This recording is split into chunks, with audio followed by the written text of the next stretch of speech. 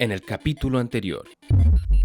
En el capítulo anterior presentamos 3 conceptos, que para este curso son fundadores o determinantes en la realidad humana: la política, la ética y la estética. La idea de presentarte esta otra trinidad fue darte un piso para que cuando llegue el momento de hablar de la estética, no lo hagamos sin un contexto, como a veces se hace cuando queremos aprender algo nuevo.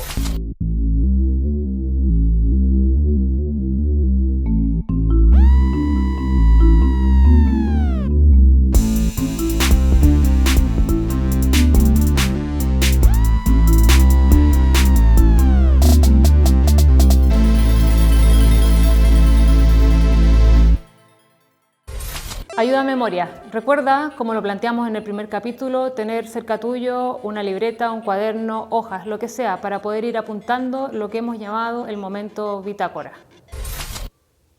La felicidad universal mantiene las ruedas girando constantemente.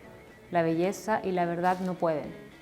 Y por supuesto, cuando llegó a ocurrir que las masas tomaban poder político, entonces era la felicidad lo que contaba, y no la belleza y la verdad.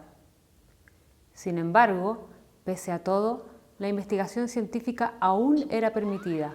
Las personas aún seguían hablando de la belleza y de la verdad como si fueran bienes soberanos, hasta que llegó el tiempo de la Guerra de los 9 años. Eso hizo que cambiara todo. ¿De qué sirve la belleza o la verdad o el conocimiento cuando las bombas de Anthrax están brotando por todas partes? En ese momento la ciencia empezó a ser controlada por primera vez. Las personas estaban listas hasta para que controlaran sus apetitos. Todo por una vida tranquila. Hemos seguido controlando las cosas desde ese entonces. No fue bueno para la verdad, por supuesto, pero ha sido muy bueno para la felicidad. Uno no puede tener algo gratis. La felicidad se debe pagar. Un trozo de la novela Un mundo feliz, que si no lo has leído siempre es un buen momento para hacerlo, sobre todo ahora.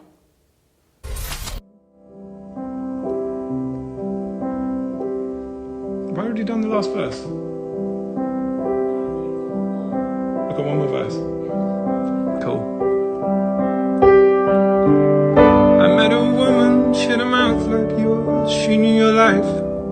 She knew your devils and your deeds. And she said, go to him, stay with him if you can, but be prepared to bleed. You're in my blood, you're my holy wine. You taste so bitter, bitter and so sweet. Oh, I could drink a case of you, darling, and I would still be on my feet. Oh, I would still be on my feet.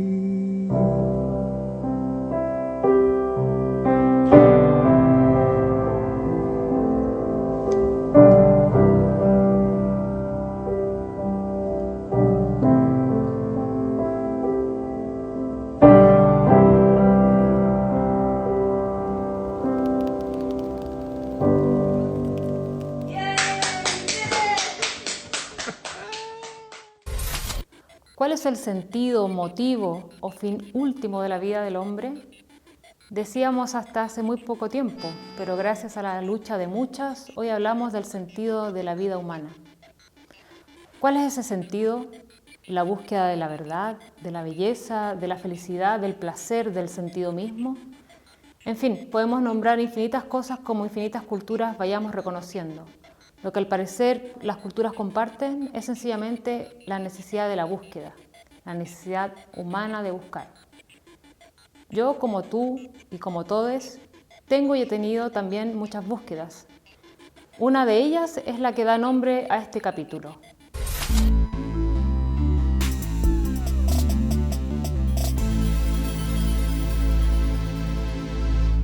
¿De qué color es el silencio? Si pusiste atención al nombre de este capítulo, seguramente comenzaste inmediatamente a pensar, ¿de qué color es? ¿De qué color es? Lo más probable es que te haya invadido una respuesta visual, negra o blanca. La mayoría de las personas piensa inmediatamente en esos colores. Otras, muchas personas, luego de pensar, lo razonan. ¿Cómo el silencio va a tener un color? Eso es lo que nos pasa mayoritariamente en la cultura occidental. Muchos pensamientos son devorados por la razón. Lo prometido es deuda. En el capítulo anterior nos comprometimos a abordar esta esencial diferencia entre pensar y razonar. ¿Por qué es tan importante? Porque ha determinado mucho de la construcción de la realidad en la que vivimos. No te puedo pedir que pienses, que reflexiones o que razones en torno a la estética sin antes haberte ayudado a comprender por qué pensamos y por qué razonamos del modo en que lo hacemos. Si tuviste filosofía en la educación media o secundaria, te sonará esta frase, el salto del mito al logos. Así es como nos enseñaron el origen de la filosofía y punto, sin apellido, como si antes de aquello no hubiese existido la reflexión profunda en la humanidad.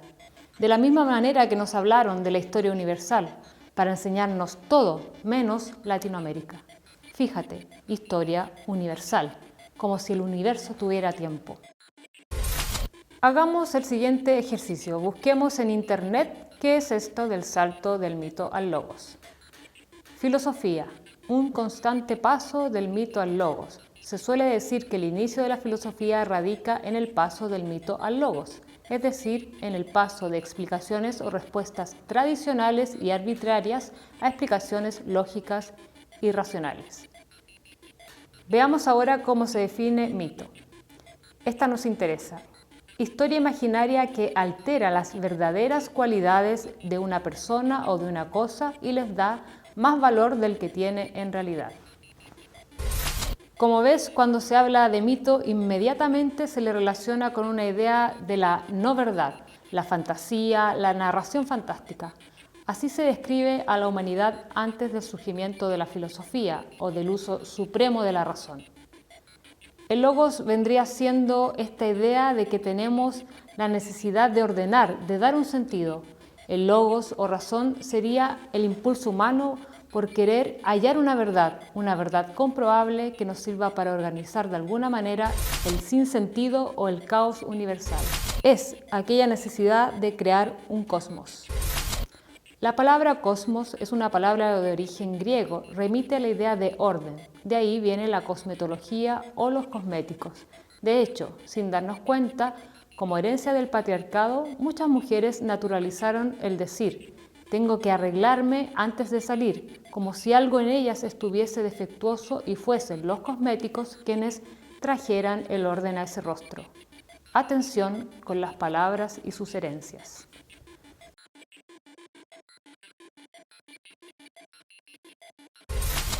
Antes del surgimiento de la búsqueda de sentido basada en la necesidad de la comprobación y el orden universal, el ser humano valoraba y aceptaba las explicaciones fantásticas o mitológicas de esta realidad. Pero ese antes ha sido eterno. Pese a la hegemonía de la razón en la cultura, muchas personas han volcado la construcción de su realidad en un pensamiento más mitológico que racional. Es decir, algo que simplemente es y no requiere de una norma o de una comprobación. Et je vois une petite bonne femme toute petite avec des cheveux noirs, un petit manteau avec un col de lapin un peu usé, et puis je vois un éblouissement, des tapisseries. Et je la vois de dos, Violetta, je ne la connaissais pas. Et elle avait avec elle des pelotes de laine, et elle brodait encore les tapisseries sur les murs pour rajouter un point par-ci, un point par-là. Et puis je lui dis, mon Dieu, Violetta, vous êtes bien Violetta Parra? Oui. Je dis, comme c'est beau. Elle m'a dit, tu trouves? J'ai dit oui. Tu trouves vraiment? Oui. Eh bien alors, je vais faire une chose pour toi. Je vais te chanter toutes mes tapisseries. Et elle est allée prendre sa guitare qui était dans un coin. Et devant chaque tapisserie, elle a commencé à me chanter toutes les chansons concernant la tapisserie. Moi, je pleurais. C'est bien simple, c'était d'une beauté totale. Et puis, on a un peu parlé, puis à ce moment-là, je lui dis, mais où allez... Il était 11h du matin, je lui dis, où allez-vous manger? Et puis elle me regarde avec son regard comme ça, très, très direct. Je n'ai pas faim. Je dis pourquoi? J'ai déjà mangé ton âme. Cuando Violeta Parra dice haberse comido el alma de otra persona, no está haciendo una metáfora poética. Ella anuncia que se ha comido el alma de una persona porque está segura de haberlo hecho. Pero claro, nuestra razón inmediatamente nos ataca y nos susurra, es un decir, no se pueden comer las almas. Ni siquiera sabemos si las almas existen. Nadie lo ha podido comprobar. Ese es el problema de la razón. No es que la razón sea algo malo en sí mismo, son los modos en que se les ha utilizado la que la llevan a encaminarnos hacia un error existencial. Es decir, vivir en un simulacro que no nos hace sentido, que nos cosifica día a día. En resumen, el problema no es la razón, son los usos y abusos que hacemos de ella, sobre todo en las culturas basadas en un modelo capitalista.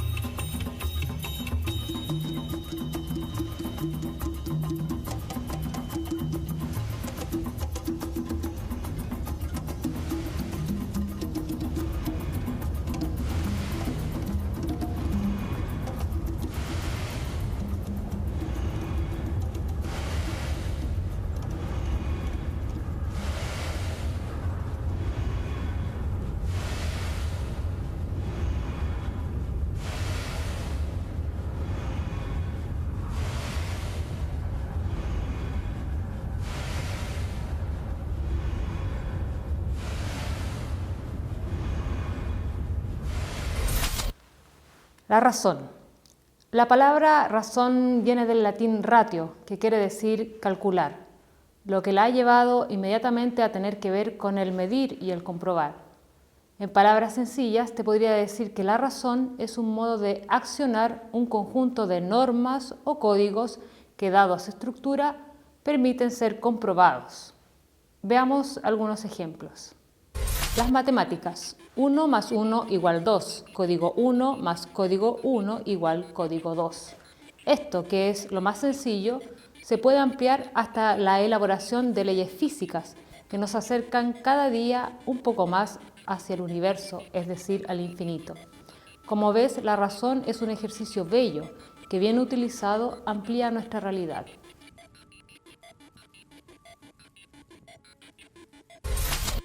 El lenguaje.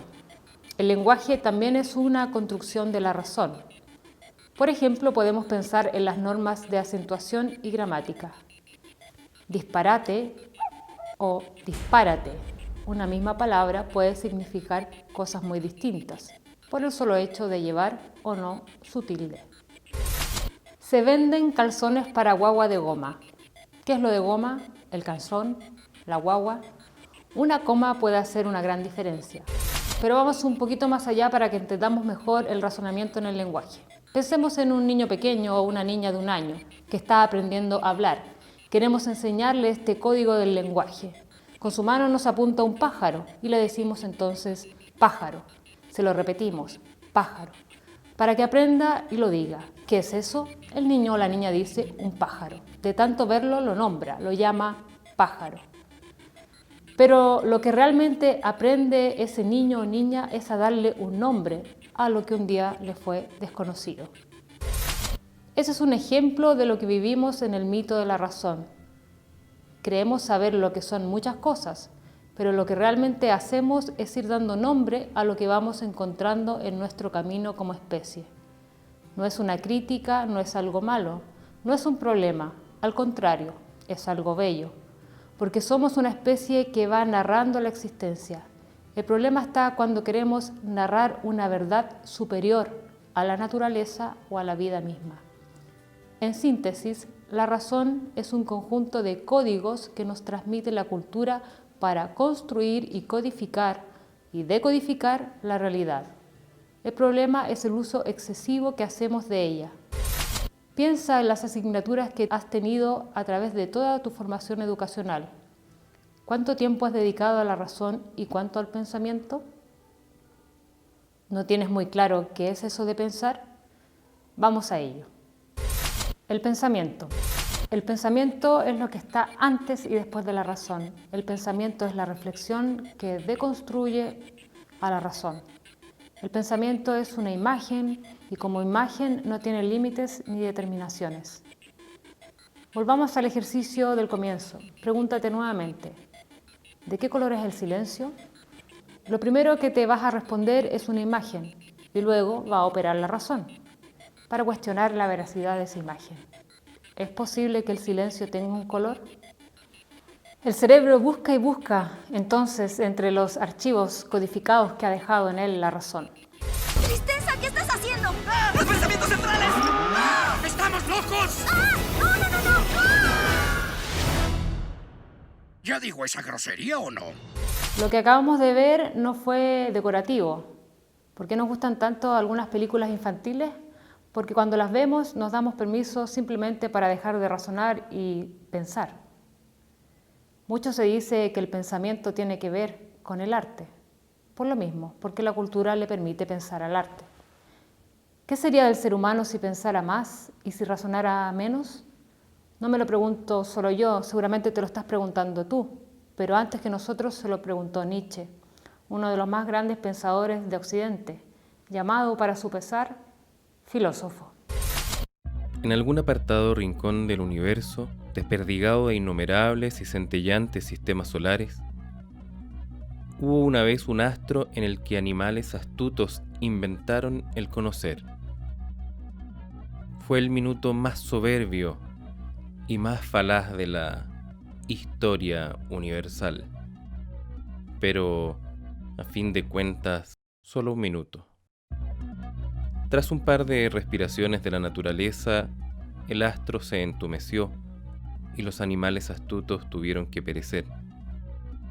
Pero si pudiéramos entendernos con un mosquito, llegaríamos a saber que también él navega por el aire con esa misma idea y se siente el centro volante del universo. Así parte un hermoso escrito de Nietzsche llamado Sobre verdad y mentira en sentido extramoral. Lo que hace ahí el pensador es justamente eso, provocarnos para hacernos pensar por qué, si fuimos capaces como especie de crear el conocimiento y la razón, lo usamos justamente en la mayor parte de los casos para esclavizarnos y para esclavizar, para volcarnos en la solemnidad de un sufrimiento, de una verdad inalcanzable. Si lo tuviese que resumir, te diría que pensamos con los sentidos y que razonamos también con los sentidos.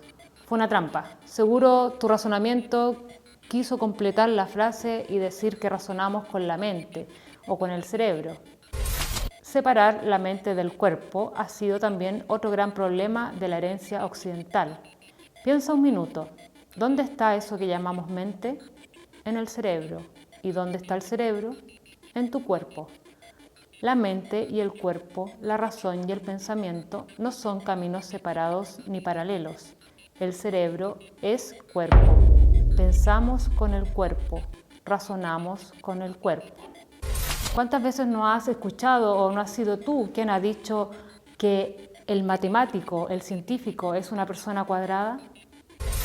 Pues hay una estrecha relación entre las matemáticas y la música, entre la biología y el arte.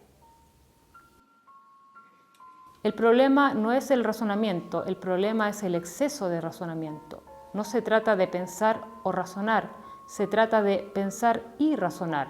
El razonamiento es y será necesario para el bienestar de nuestra cultura, siempre y cuando no lo pongamos por sobre otras vidas, por sobre nuestra propia vida. Recordemos siempre ese mosquito del que nos hablaba Nietzsche. El humano y el mosquito comparten el 99% de su ADN. No sé, piénsalo, no somos tan distintos.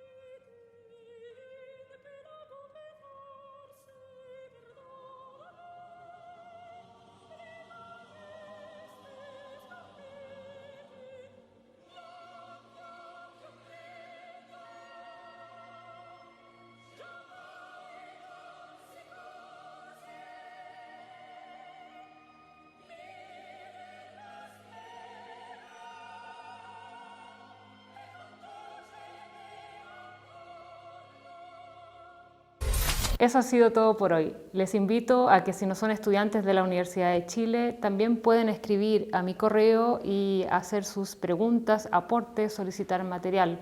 Estaré dispuesta a acompañarlos en el proceso. Ahora viene el momento bitácora. Como siempre, no es una obligación. La idea es que sea un placer. Hasta el próximo capítulo. Momento bitácora. Llegó el momento de que pienses y respondas la pregunta. ¿De qué color es el silencio? Grafícala o búscala en alguna imagen, sonido, color, recuerdo, forma. Envíala por correo a lorenaherrera@u.uchile.cl con el asunto color del silencio. El próximo capítulo compartiremos nuestros silencios. Oi, vem. Vem cá, vamos filmar aqui, vem aqui. Aqui, ó. Ó, vamos conversar aqui pertinho, olha. Tá vendo? Aí, ó. E, pera, vem cá, aqui agora. Aqui, vem beber um pouquinho. Vem, assim, olha aqui. Vem cá. Vem aqui, aí, olha. E vamos na máquina de novo, vamos, aí, ó. Tá? Olha aí, tá filmando, hein? Tá filmando.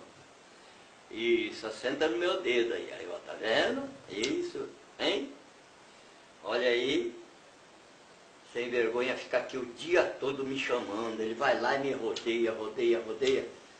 Já faz meia hora que eu tô deixando ele me chamar. Esse é o filhote.